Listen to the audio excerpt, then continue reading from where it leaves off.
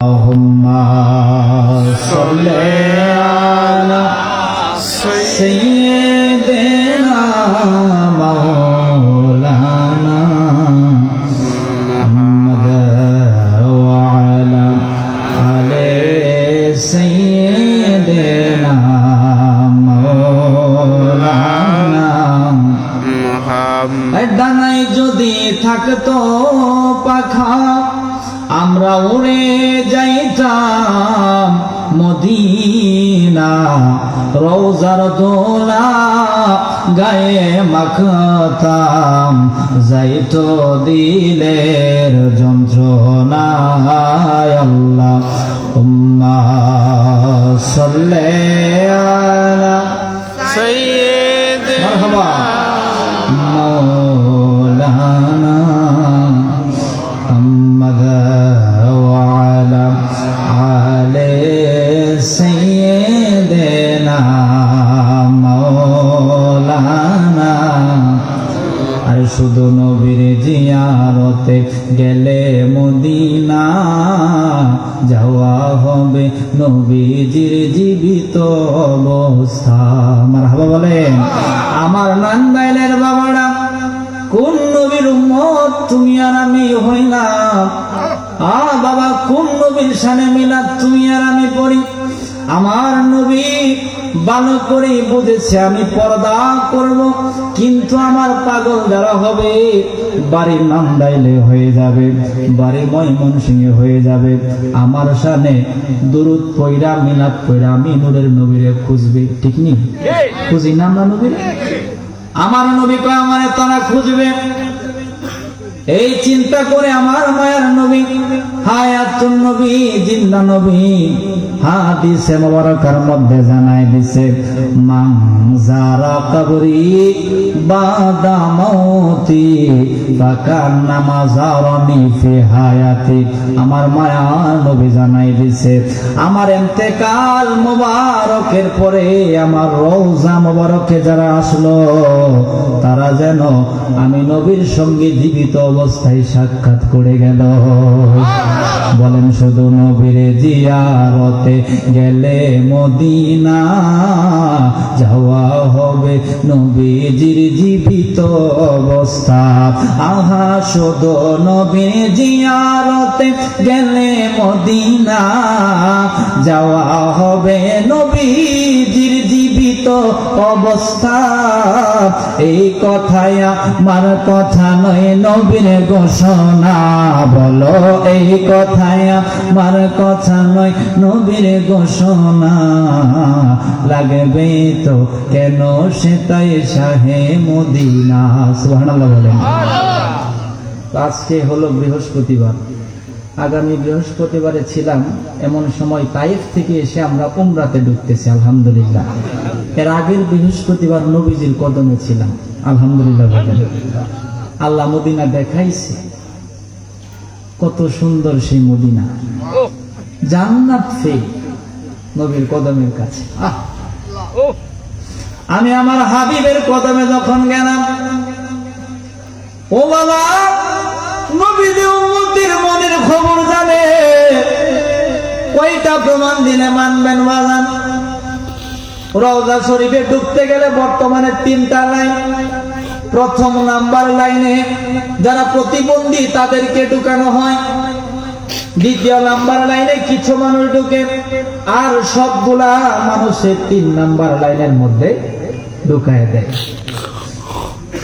আমি মদিনা ঢুকেই মানে কান্না করতেছি হাবিবের কদমে ঢুকলাম 3 নাম্বার লাইনে আমি করছি কয় নাম্বার 3 নাম্বার এখন 3 নাম্বার লাইন থেকে কিন্তু রওজা শরীফের ভিতরের অংশ দেখা যায় না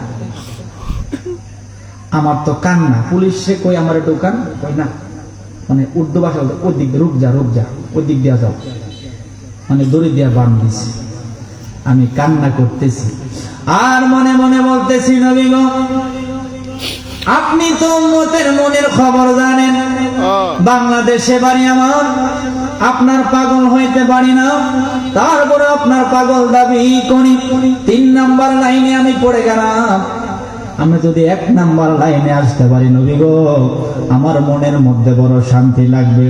আপনার রওজা মোবারক আমি দিলটা ভরে দেখতে পারবো।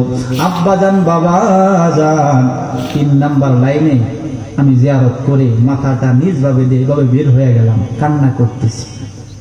কিছুক্ষণ পরে এক পাগলা কয়, হুজুর আপনি আবার যায় রওজা জিয়ারত করে আসেন। সুবহানাল্লাহ, আল্লাহু আকবার জোরে বলেন। এখন এই পাগলার কথা যখন শুনলাম, গম্বুজ থেকে একটা দর মাইরা বাবু সালাম দিয়া আমার নবীজির কদমে যখন গেলাম, ওই যে বলছিলাম নবী গো আপনি তো মনের খবর জানেন, 1 নাম্বার লাইনে আসলে আমার ভালো লাগতো, এখন আর 3 নাম্বারেও নয়, 2 নাম্বারেও নয়, 1 নাম্বার লাইনে আমার মায়ার নবীর রওজা জিয়ারত করার ব্যবস্থা হয়ে গেছে। নবী উম্মতের মনের খবর জানে জানে, এটা বুখারীর হাদিস। শুধু মনের খবর না, আপনার আমার ভাঙ্গা করে নবী হাজির হইতে পারে। সুবহানাল্লাহ। তাইলে কি আমরা ওই নবীকে সবাই দেখতে চাই? আর মোহাব্বত দিয়ে পড়েন আল্লাহুম্মা সাল্লি আলা সাইয়্যিদিনা মাওলানা মুহাম্মাদ ওয়া আলা আলি সাইয়্যিদিনা মাওলানা লা ইলাহা ইল্লাল্লাহ, লা ইলাহা ইল্লাল্লাহ, লা ইলাহা ইল্লাল্লাহ, লা ইলাহা ইল্লাল্লাহ। কত সুন্দর মদিনা, রে যার নাই কোন তুলনা। বলেন কত সুন্দর মদিনা, রে যার নাই কোন তুলনা। তোমরা বোঝেও কেন বোঝো না, তোমরা বোঝেও কেন, আমার ঈমান হলো শাহে মদিনা। লা ইলাহা ইল্লাল্লাহ, লা ইলাহা ইল্লাল্লাহ, লা ইলাহা ইল্লাল্লাহ, লা ইলাহা ইল্লাল্লাহ। গেলে সোনার মদিনা, আরে জীবনের গোনা থাকে না। বলেন গেলে সোনার মদিনা, আরে জীবনের গোনা থাকে না। বলেন দয়া আল্লাহ, দয়া কর, দয়া আল্লাহ, দয়া কর, হে পুরা মনের বাসনা। লা ইলাহা ইল্লাল্লাহ, লা ইলাহা লা ইলাহা ইল্লাল্লাহ মুহাম্মাদুর রাসূলুল্লাহ সাল্লাল্লাহু আলাইহি ওয়াসাল্লাম। আজকের এই মরহুম আইয়ুব আলী সাহেব ও সকল মৃত ব্যক্তিদের স্মরণে সালামাবাদ শরীফের হুজুর কেবলার শুভাগমন উপলক্ষে আয়োজিত নান্দাইল কাটলিপাড়া বকশিবাড়ি প্রাঙ্গণে আজ অনুষ্ঠান ওয়াজ ও জিকির ও মিলাদ মাহফিল। অনেকে উপস্থিত আছেন, বিশেষ করে বিশেষ মেহমান শাহ শফি আলহাজ হযরত মাওলানা আবুল খাহের সাহেব, খলিফা রসুলপুর দরবার শরীফ। প্রধান আলোচক আমার ভাই মুফতি জুনাইদ হোসেন বিন সিরাজি সাহেব। বিশেষ আলোচক আমার আরেক ভাই শাহ শফি আলহাজ হযরত মাওলানা খাদিমুল ইসলাম সাহেব, মাওলানা ওয়ালিউল্লাহ সাহেব সহ, মাওলানা ফখরুদ্দিন হুজুর সহ, সার্বিক তত্ত্বাবধায়ক জনাব মোহাম্মদ ইদ্রিস আলী সাহেব সহ, সফি হেলাল উদ্দিন সাহেব সহ আপনার অনেক মুরব্বী মানুষ, আমি ছোট মানুষ, আপনাদের নেক মুখের, কোন মুখে? নেক মুখের দোয়া নেওয়ার জন্য আল্লাহ আমাকে আসতে তৌফিক দিলেন। আল্লাহ যেন আমাকে কিছু কথা বলার, আপনাদেরকে যেন বোঝার তৌফিক যেন দেয়। আল্লাহুম্মা আমিন বলেন। কোরআন টাকা আল্লাহর, কথা বলেন কোরআন টাকা আল্লাহ। আল্লাহ এখানে কোনো দুর্বল আয়াত আছে? সবগুলাই সমান। কোরআন যে দিকে আমরা আছি সেই দিকে, কিন্তু আজকে বড় সমস্যা। এই হুজুরে কয় এমনে, আর এক হুজুরে কয় হেমনে, মানুষে কয় আমরা যাই কমবে। বড় ঝামেলা। বড় সমস্যা হয়ে গেছে। আচ্ছা, আল্লাহ যদি কই রসুল মানা লাগবে, মানতে অসুবিধা আছে? জান্নাত আমরা সবাই চাই। এখন জান্নাতটা কেমনে পাওয়া যাবে? ওয়াজ কে করেছেন? আল্লাহ। কে করেছেন? আল্লাহ। আল্লাহ করেছেন। তা আল্লাহর ওয়াজটা একটু আপনাদেরকে শোনাই।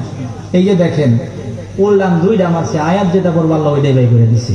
সুবহানাল্লাহ, সুবহানাল্লাহ জোরে বলেন। সুবহানাল্লাহ। জান্নাত কেমনে পাওয়া যাবে? আমার আল্লাহ সুবহানাহু ওয়া তাআলা এই কুরআনুল কারীমের 4 নাম্বার পারার 19 নাম্বার পৃষ্ঠার মধ্যে আল্লাহ জানাই দিল জান্নাত কেমনে পাওয়া যাবে। বিসমিল্লাহির রহমানির রহিম। তিলকা হুদুদুল্লাহ ওয়া মান ইউতিইল্লাহা ওয়া রাসূলাহু ইদখিলহু জান্নাতিন তাজরি মিন তাহতিহাল আনহারু খালিদিনা ফিহা যালিকা হুয়াল ফাওজুল আযীম। জোরে কি আল্লাহু আকবার বলা যাবে? ওরে নান্দাইলের মানুষ, ও কাটলি পাড়ার মানুষ, আল্লাহর জান্নাত কেমনে পাওয়া যাবে? আল্লাহ বলতেছেন তিলকা হুদুদুল্লাহ, এটা হচ্ছে আমি আল্লাহর সীমানা।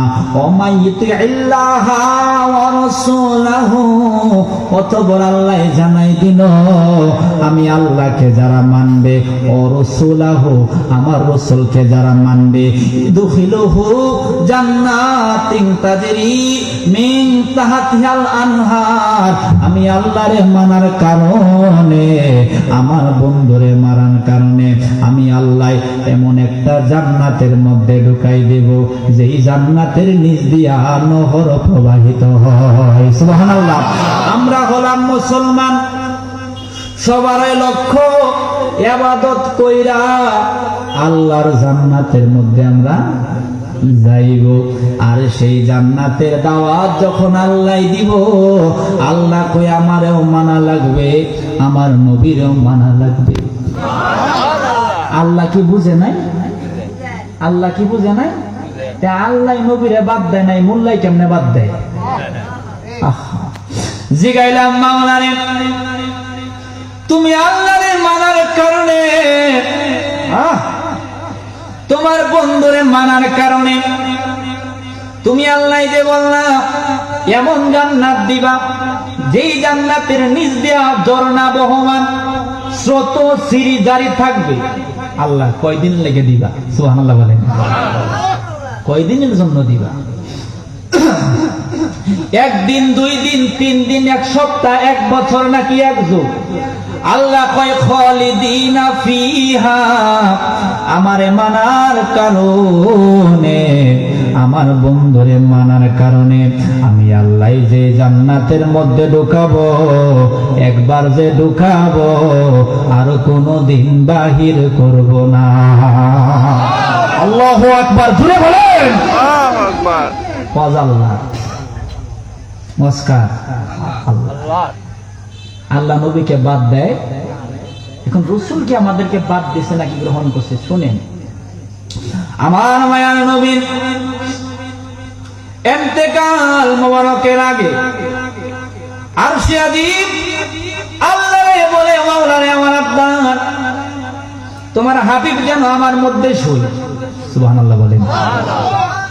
জিবরাইলকে আল্লাহ পাঠাই দিছে কার দরবারে? নবীর দরবারে। যতবার নবীর দরবারে ঢুকছে ততবার অনুমতি নিয়ে ঢুকছে, অনুমতি ছাড়া ঢুকতে পারে নাই। নবীর দরবারে যখন ঢুকবা অনুমতি ছাড়া ঢুকতে পারবে না, অনুমতি নিয়ে ঢুকবা। সুবহানাল্লাহ। জিবরাইল আমার মায়ার নবীর দরবারে আসছে,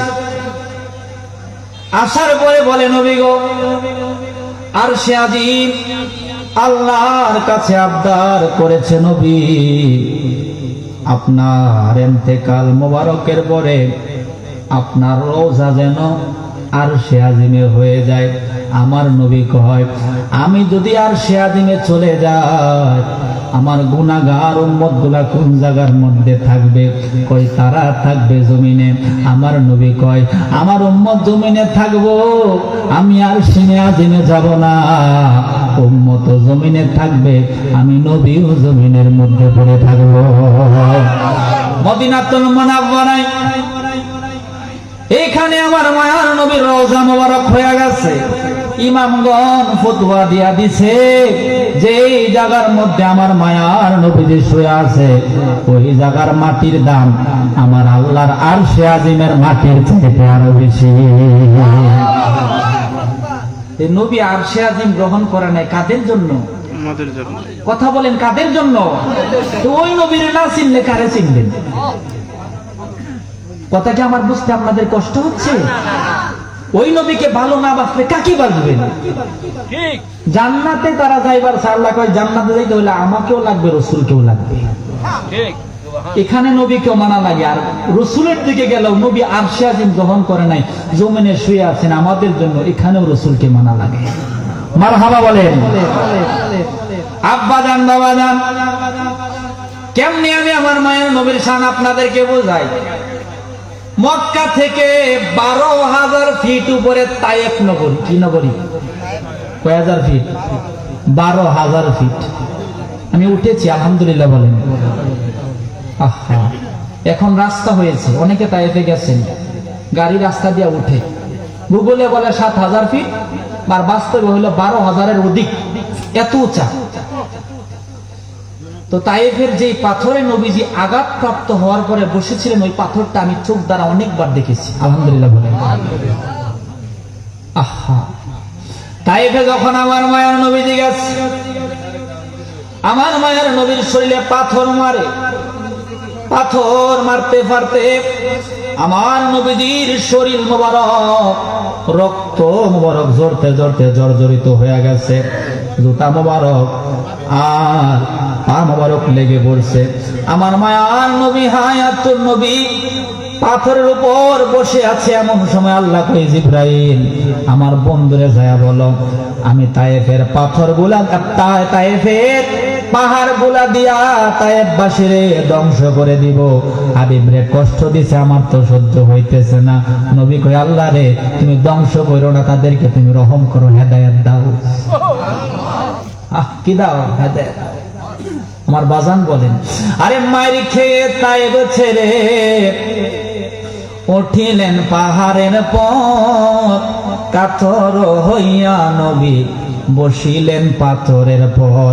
পাথরকে ডাকিয়া বলেন, গোপনেতে পরোয়ার তোলার মতো নরম হও, লড়িও না খবরদার, বিয়াদবি করিও না, ইনি রাসূলুল্লাহ মদিনার বুলবুল নবী রাসূলুল্লাহ। আল্লাহু আকবার বলেন। কত ধৈর্যশীল আমার রাসূল, চিন্তা করা যায়? এই জন্য আব্বাজান বাবাজান, আমরা কেন মদিনার জন্য পাগল? মক্কা দামি নাকি মদিনা দামি? আজকে দলিল হাদিস থেকে দিয়ে দেবো। মারহাবা বলেন। আমার নবীর কোন দোয়াকে আল্লাহ ফিরাইছে? ফিরাইল যদি কয় আল নবীর দোয়া আল্লাহ কবুল করেন, ঈমান থাকবে? থাকবে না। আমার মায়ার নবী হায়াতুন নবী, জিন্দা নবী, আল্লাহর দরবারে দোয়া করতেছেন, আল্লাহুম্মা জাল বিল মাদিনাতি দিফাই মা জালতা বিবাক্কাতা মিনাল বারাকা। সুবহানাল্লাহ বলেন। আমার মায়ার নবী কয়, আল্লাহ রে তোমার খানায় কাবায় যত বরকত দিছো, যত নিয়ামত দিছো, যত রহমত দিছো, আমার মদিনায় ডাবল বরকত দেওয়া লাগবে। সুবহানাল্লাহ। দ্বিগুণ বরকত দেওয়া কথাকার আমার নবীজি। এই জন্য বাজান, আমরা কেন মদিনার জন্য পাগল, কেন মদিনার জন্য দিওয়ানা? বুখারী শরীফের মধ্যে হাদিস, আমার মায়ার নবী কয়, ক্বালা ইন্নাল ঈমানা লা ইয়াজিরু ইলাল মাদিনা কামা তারিজুল হাইয়াতু ইলা হুজরিহা রাওয়াহুল বুখারী। জোরে কি মারহাবা বলা যাবে না? আমার মায়ের নবী কয় ইমানদারের বাড়ি নান্দাইলের জমিনে হয়ে যাবে, ইমানদারের বাড়ি ময়মনসিংহের জমিনে হয়ে যাবে, ইমানদারের বাড়ি বাংলাদেশের জমিনে হয়ে যাবে। লা ইয়াজিরু ইলাল মাদিনা, আমি নূরের নবী জানাই দিলাম ইমানদারের মন, ইমানদারের দিল, ইমানদারের অন্তর আমি নবীর মদিনার মধ্যে ভরে থাকবে। সুবহানাল্লাহ। একটা হইল দেহ, আরেকটা হইল রূহ। আব্বাজান বাবাজান, দেহর বাড়ি হবে নান্দাইলে, ইমানদারের রূহের বাড়ি হলো আমার নবীর সোনার মদিনায়। সুবহানাল্লাহ। এই মদিনার কোনো তুলনা নাই। এই মদিনায় গেলে বাগান আপনাকে কেউ বলা লাগবে না আপনি কান্দেন। মায়ার নবীর গম্বুজ মোবারক যত দেখবেন ততই দেখতে মনে চাইবে, দেখার তৃপ্তি মিটবে না। কারণ আব্বাজান বাবাজান, ও আমার বাজান, আপনি আমি কোন নবীজির উম্মত, আপনি আমি কোন নবীর দাঁড়ায় দাঁড়ায় সালাম দেই। আমার আল্লাহ সুবহানাহু ওয়া তাআলা প্রতিদিন ফজরের পরে ৭০,০০০ ফেরেশতা আমার মায়ার নবীজির রওজা শরীফের চতুর্পাশে পাঠায়া দেয়। তাওয়াফ করে করে, তাওয়াফ করে করে আমার মায়ার নবীর শানে দুরূদ পড়ে। সুবহানাল্লাহ বলেন। আবার মাগরিবের পরে ৭০,০০০ পাঠায়া দেয়, তারা ফজর পর্যন্ত দুরূদ শরীফ পড়ে। এমনি ভাবে যারা একবার আসে কিয়ামত পর্যন্ত আর আসার সুযোগ থাকে না। আমরাও সেই দুরূদ পড়ি বাজান, কারণ আমাদের ইচ্ছা হলো আমরা মায়ার নবীর দেখবার চাই, আমরা মায়ার নবীর দিদার চাই। প্রমাণ বহুত আছে, যারা নবীর শানে দুরূদ বেশি বেশি পড়ে তাদের ঘরে আমার নবী হাজির হয়ে যায়। সুবহানাল্লাহ। আরে অনেকে বেশি ভালো লাগে সোনার মদিনা, সবাই অনেকে বেশি ভালো লাগে সোনার মদিনা। লাগবে তো কেন সে তাই শাহে মদিনা, লাগবে তো কেন সে তাই